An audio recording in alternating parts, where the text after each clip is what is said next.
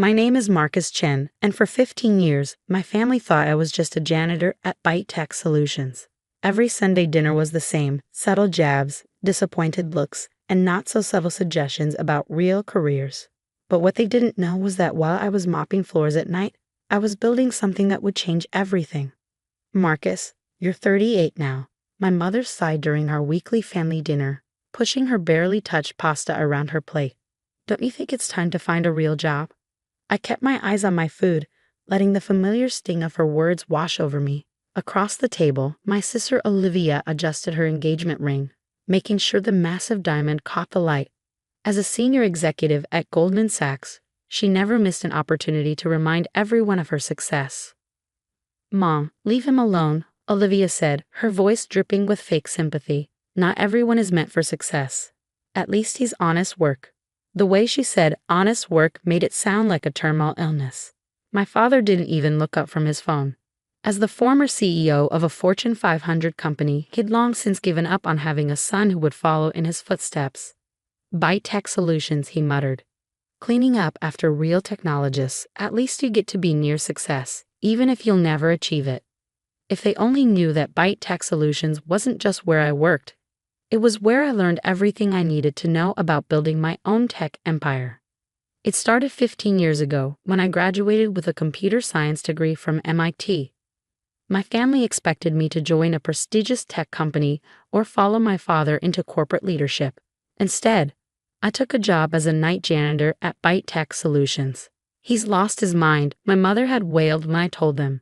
An MIT graduate choosing to be a janitor? Where did we go wrong? But I had a plan.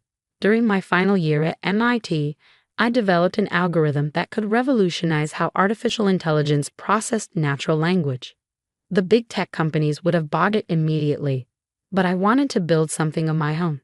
I needed time, access to high-end computing resources, and most importantly, invisibility. Byte Tech Solutions had everything I needed. As a night janitor, I had access to their entire building.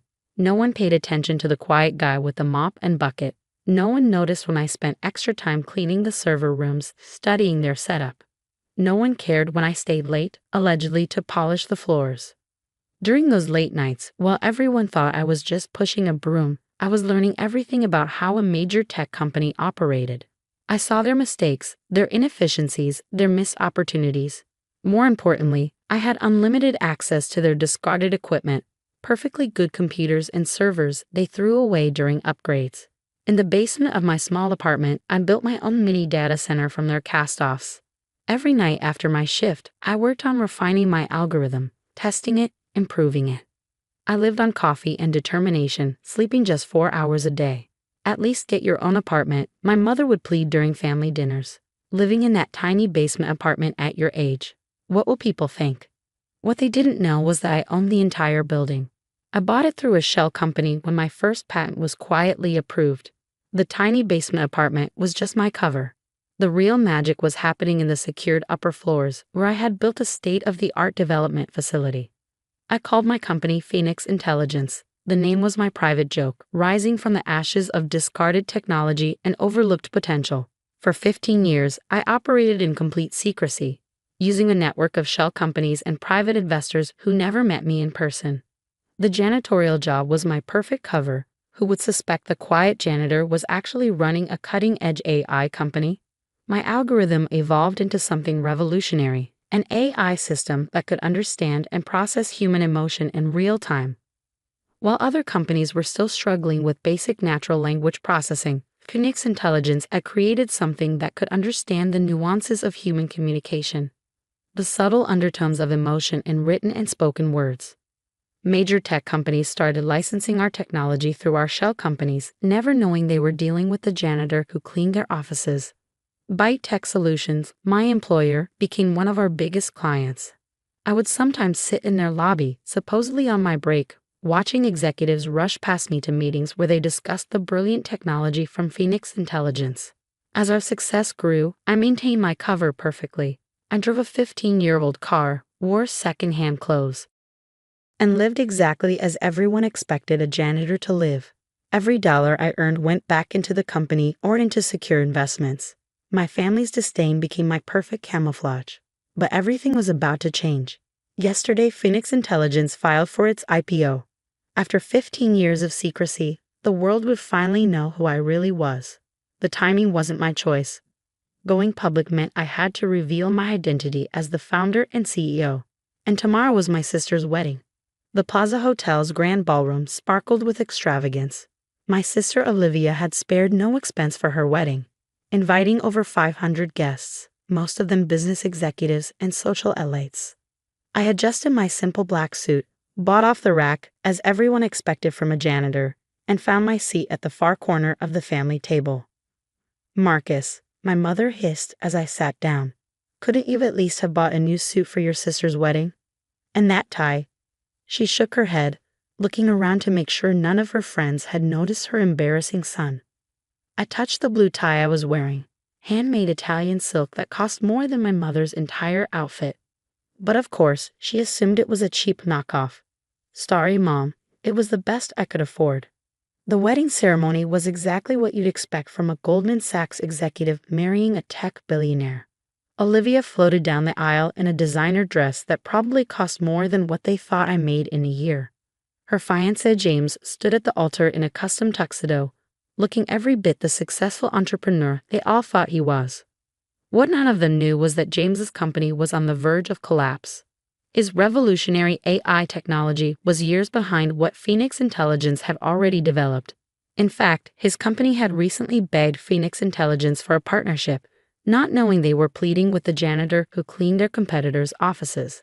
During the reception, I sat quietly, watching the celebration unfold. The CEO of Byte Tech Solutions was there. He walked right past me without a glance, never recognizing the janitor who had mocked his office floors for 15 years. Half of Silicon Valley's elite were in attendance, and none of them had any idea that the quiet man in the corner owned technology that made their companies possible. And now, the wedding planner announced, "Please turn your attention to the screens for a special presentation about the happy couple." The massive screens around the ballroom lit up with a glossy video about Olivia and James' perfect love story. But suddenly, the video flickered and changed. A breaking news alert appeared. Breaking! Phoenix Intelligence, Silicon Valley's most secretive company, files for IPO. Mysterious founder finally revealed. I watched my family's faces as my photograph appeared on the screen. Not a recent one. The same ID photo I'd used at Byte Tech Solutions for 15 years. The news anchor's voice filled the ballroom. In a shocking revelation, Marcus Chen, known to many as a janitor at Byte Tech Solutions, has been revealed as the founder and CEO of Phoenix Intelligence, the AI company valued at $8 billion. Sources say Chen has operated in complete secrecy for 15 years. Building one of the most innovative tech companies in the world while maintaining his cover as a maintenance worker. The champagne glass slipped from my mother's hand, shattering on the marble floor. My father's face had gone completely white. Olivia, the bride, stood frozen in her designer dress, her perfectly made-up face twisted in shock. The news continued, detailing Phoenix Intelligence's revolutionary technology, its massive client lists, and its impact on the tech industry. Every major company in that ballroom was named as our client, including Byte Tech Solutions and James's failing startup. Additionally, Phoenix Intelligence owns the patents for the AI technology currently used by over 70% of major tech companies. Industry experts predict the IPO will make Chen one of the 20 wealthiest people in the world. James, my new brother-in-law, swayed slightly. His company's survival depended on the partnership they begged for last week. Now he realized he'd been pleading with his brother-in-law, the janitor he'd mocked at every family gathering. I stood up slowly, straightening my cheap tie. The room had fallen completely silent, all eyes turning to the corner where the janitor sat. My mother's hands trembled as she reached for me. "Marcus, how? Why didn't you tell us?" I smiled, remembering every dismissive comment, every mockery, every time they'd made me feel small. Would you have believed me? When did any of you ever believe I could achieve anything meaningful? My father stood up, his business instincts kicking in. "Son, we should talk about this. As a family, perhaps we can discuss some synergies with our companies."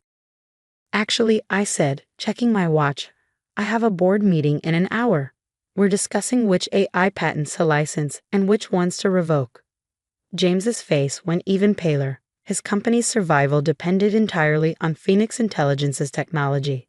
"Congratulations on the wedding, Olivia," I said softly. "Consider your husband's company's partnership approved. Call it a wedding gift from the janitor." I walked out of the ballroom, leaving behind the shattered illusions of my family's perfect world. My phone buzzed continuously. Suddenly, everyone wanted to talk to the janitor who had outsmarted Silicon Valley. Outside, my driver waited with my real car. Not the old Honda I'd driven for show, but a custom Bentley I'd never used before today. As I settled into the leather seats, I thought about the past 15 years. The midnight coding sessions, the silent victories, the painful family dinners. My mother's words echoed in my head. "When will you make something of yourself?" I had made something of myself, something beyond their wildest expectations. But more importantly, I had done it my way, on my own terms, without their approval or support. The next morning, every major news outlet carried the story. The billionaire janitor, how one man built an empire in secret. My family's phones rang constantly with calls from friends and business associates, all trying to process the revelation that the man they'd mocked for years was now one of the most powerful figures in tech. Olivia cut her honeymoon short, rushing back to try to salvage relationships with clients who now knew her brother owned the technology their businesses depended on. My father's business friends avoided him, embarrassed by how they treated his son. My mother's social circle buzzed with gossip about how she failed to recognize her own son's genius. But I didn't care about their reactions anymore. In my office, my real office, not the janitor's closet, I looked out over the city skyline. On my desk sat a frame containing my old Byte Tech Solutions janitor ID, a reminder that success doesn't always wear a suit and tie. My assistant entered with a stack of messages. "Your family has been calling nonstop. Your sister left 15 messages about urgent business matters. Your father wants to schedule a dinner to reconnect. And your mother." I held up my hand, smiling. "Tell them I'm busy. I have some floors to mop." The truth was, I didn't need their acceptance anymore. I had built something remarkable, not despite their lack of faith, but because of it. Their dismissal had given me the perfect cover, the freedom to work without expectations or interference. As I sat in my office, reading the flood of news articles about the billionaire janitor, I realized that success isn't about proving others wrong. It's about proving yourself right. And sometimes the best way to do that is to let them underestimate you. From my window, I could see Byte Tech Solutions building, where I'd spent 15 years watching, learning, and building my dream. Tonight, someone else would mop those floors.